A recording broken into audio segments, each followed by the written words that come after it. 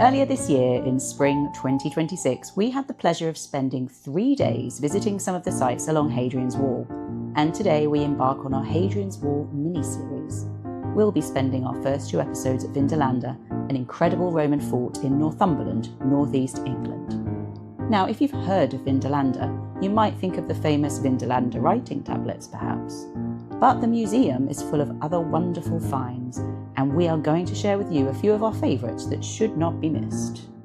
Welcome to Sistory History, the podcast where we talk about the past from a sensory perspective.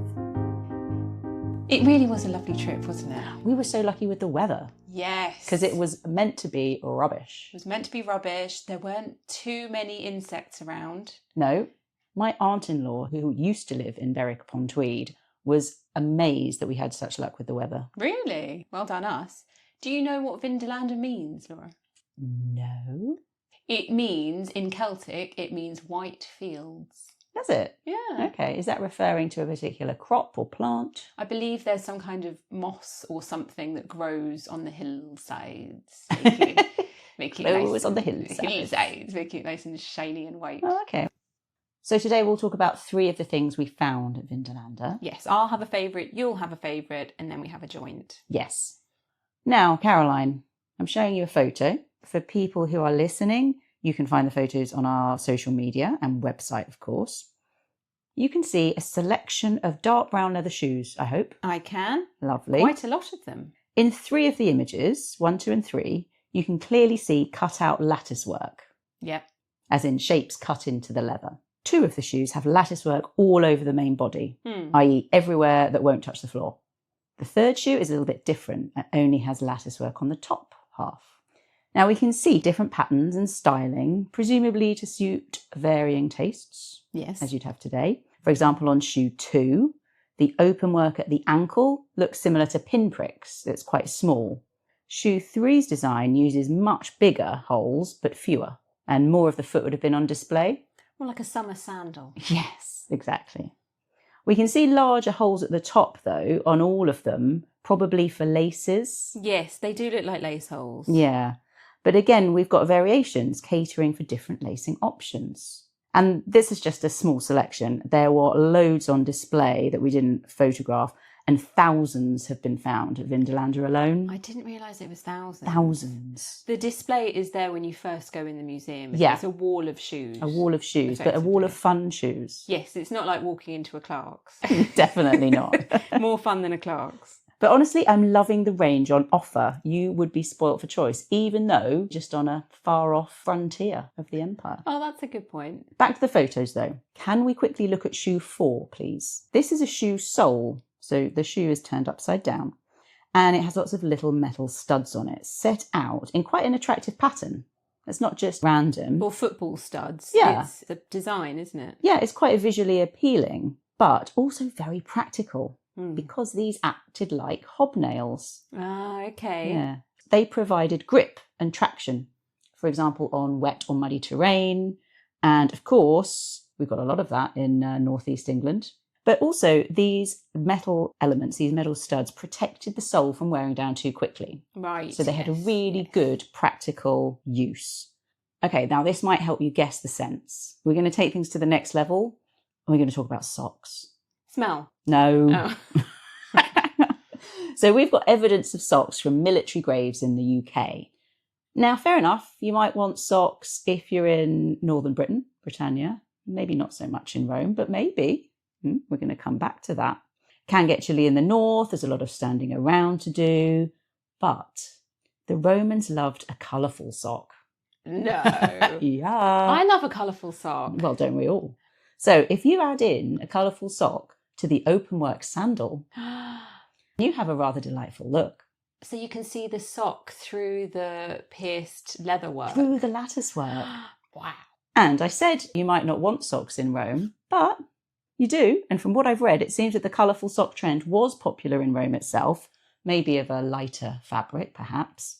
Impressive footwear communicated higher status. You know, it's all about the visual. We've talked about that so many times, haven't we, with colours of clothes and party clothes and amazing headwear. It was an obvious visual symbol of wealth and therefore your relative importance in society. People might even wrap gold leaf around their feet for extra dazzle. I'd do that. Yeah. That's a bit of me, that is. It's a bit dangerous though, because it could either look amazing or a bit tinfoil-esque. Yeah. It You could wouldn't go want a either silver way. foil, would you? No, it'd have to be gold. It's got to for be gold sure. leaf and sort of rubbed on, not just wrapped like you wrap a turkey. But how do we feel about the whole socks with sandals look? Because it's not popular nowadays. Well, no, it is popular now, but it's badly done. Oh, well, actually, sliders and socks is it? Yeah, and which is just, I mean, to any of our listeners who support this look, crack on. I'm just personally not a fan of any sock with a sandal. Well, the Romans would have rocked it, it would seem. Yeah, I'm thinking they did it better. Gold leaf, socks, whatever. Imagine all these colour splashes, if we're in Rome, going on against a backdrop of white togas. Imagine dinner parties awash with snazzy footwear. Going barefoot was uncouth, so we didn't want to do that. So I reckon it's the more impressive the better when it comes to your footwear. That's why they put so much effort into these shoes then. I think so. So we've got versatility, we've got practicality, and we've got an undeniable forerunner to the socks and sandals trend of the modern day. But I just think the Romans did it a lot better. I think you're probably right, Laura. I do like the idea of going to a dinner party and then maybe you cross your legs up onto the couch and then you get a little flash of red sock. You know, when a gentleman these days softly lifts up his trouser leg so you can see his novelty sock. Yeah. These trends, they come and go, but really they're here to stay. I've got a few fun facts about socks and shoes, if you'd like. More? I mean, clearly we've had just 5 minutes of fun facts about but shoes. it gets funner. Wow. In ancient Rome, so we're off the frontier, we're back in ancient Rome, the people who liked to splash the cash sometimes chose to dye their shoes. What colour? What do you reckon? Red. Yep, that's one. Patricians favoured a red. Purple? Purple, you could do that if you're having a triumph. You get to wear purple shoes? Apparently. I've got a lovely pair of purple shoes, which I never get to wear. Would Maybe you like? I should have a triumph. We can hold a triumph for you. Yellow, gold. But, of course, we've always got some in the mix who think this is an excessive sign of luxury. Oh, is it Seneca? The Emperor Aurelian apparently forbade men from wearing extravagantly coloured shoes. And also, the word sock derives from the Latin word soccus, which was, it's true, which was a sort of slipper shoe worn by comic actors. I did not know that. Well, now you do. That might be my new favourite fact, quite honestly. Soccus. Yeah, soccus. It does sound like a made-up Latin word. Well, Laura, why don't we stick with fashion? Because I'm going to talk about wigs.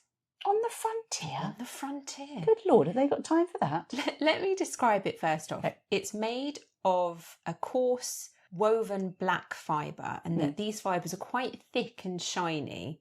There is a knot at the top where it's all kept together and a short fringe. Then it goes into a shoulder length. So yeah, it's very similar to your hair.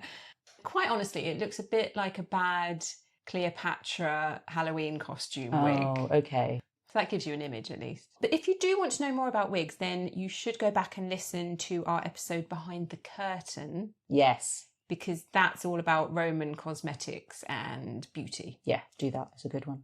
Back to the surviving wig, which is obviously incredibly rare in the Roman world. It's made of a moss, which is called hair moss. It's made of moss? Really? Hair moss, Laura. It's made of hair moss because hair moss has these long wiry stems which shoot up out of the green mossy bed.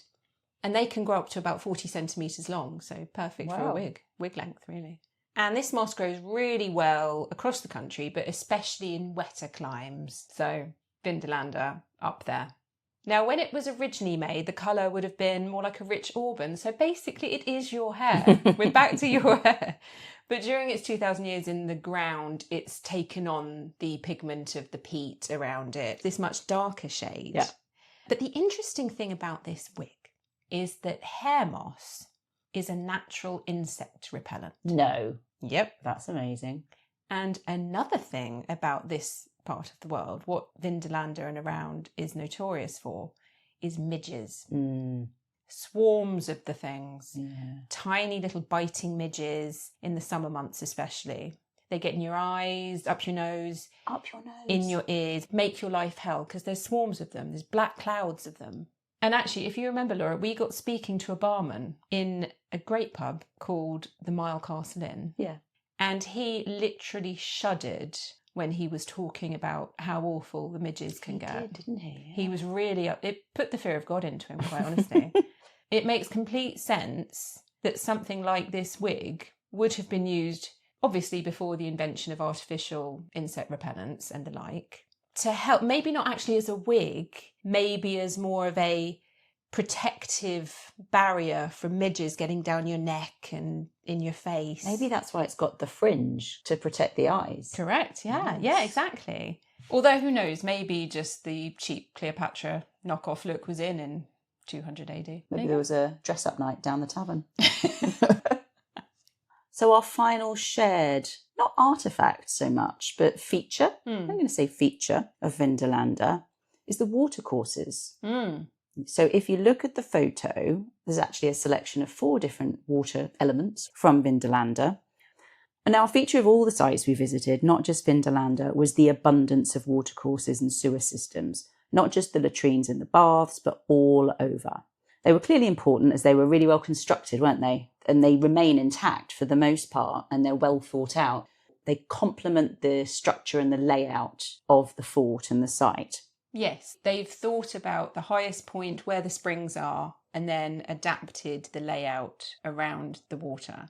One of the reasons Vindolanda was chosen as a location was its natural springs. Water is obviously needed for the soldiers and the other inhabitants, because although maybe there was around 1,000 soldiers there, the garrison, there was maybe up to as many as 5,000 people in total, because you've got other inhabitants around as well. So that's a lot of people in a relatively small space. It's a lot of effluvia. And you need a lot of water. But also Vindolanda, you probably noticed, because you don't like a hill, has natural slopes, which means gravity can aid the flow of the water. We've also got aqueducts and underground pipes. So water from the main spring, which was higher up, went into holding tanks and was then distributed around. And then water that had been used at the baths headed to the latrine, used as required there. And then it flowed downhill and crucially out of that latrine exit, away from the fort perimeter. Away. We want it to go away. So the fresh supply of water and the flushing through that gravity enabled didn't need any sort of pumping system at all. No. The hills did everything, didn't they? And the holding. So our guide described that those were holding tanks at the top of the site. They would suddenly let all the water go at the end of the day, and that would rush down and then clear out the baths. Yeah, and I think that would have had a really positive impact on the overall smell. Yeah. Just fresh water moving through. Yeah, you would have had the smells of people and cooking and animals. But it could have been much worse for an army camp and a lot of people in such a small space. I mean, I'm not there, but I'm assuming that it's going to be much better than having stagnant water. Absolutely. The latrines, as we've said, they were at the lower end of the camp and at the perimeter, so that gave the best chance of the waste exiting promptly, shall we say. But I bet that exit point would have been a bit whiffy to walk past. Yeah. You don't want to live under that exit spout. Oh, no. But also in summer, it probably smelt worse. Even though the weather was nicer, those sorts of smells become a lot more obvious in hot weather, don't they? Thanks, Laura. Something a bit more positive then. Got the water and the sloping streets. So that means things like animal dung, kitchen waste, wouldn't have hung around. On to the less positive, though. Oh, God. Leather. Leather was needed for shoes, clothes, tents. And at Vindolanda, they did produce leather, so you had to have a tannery. Tanning is the process of turning animal skin into leather, and it's a really whiffy business, and it uses some pretty niche ingredients. Urine, Yes. feces, Oh. oil, animal fats, tallow, and possibly animal brains. God, really? Yeah. Apparently, though, and this is quite a fun fact, every mammal has roughly enough natural oils in its own brain to tan its own hide. So we're supposed to be leather. You could look at it like that. Do you want to know my favourite fact about the watercourses Yeah. at Vindolanda? You love water. I love water. I really do. We did an episode on it because I love it so much. Yeah. My funnest fact is in the museum there were lots of these surviving wooden water pipes. And when some of these were excavated, they still had water running through them. from 2,000 years ago. That's amazing. Because the natural springs are still feeding. They're still them, there, aren't and they? Yeah. They're still working. They're still springing. But anyway, we are not going to end on the smell of urine and animal brains. Good. You could escape the tannery and the street odours by hitching the bathhouse. Olive oil was used for bathing as per normal Roman practice, and that would have meant importing it. Olives don't grow in northeast England, so we've got supply lists and the like. But also scented oils and other ointments could have been a thing. We have possible references in supply lists and personal letters requesting such things. We can't say for certain because there's challenges about the translations and what something meant specifically, but I really hope for the soldiers' sake that the odd flask of rose water made its way to them. Here's hoping. Well, thank you for joining us today up on the frontier. We hope you enjoyed the first instalment of our new mini-series. Do join us next time when we will be back in the wonderful white fields of Vindolanda. If you like what you heard today, then please do take the time to like, rate, subscribe or share wherever you download your podcasts. See you next time. Bye. Bye-bye.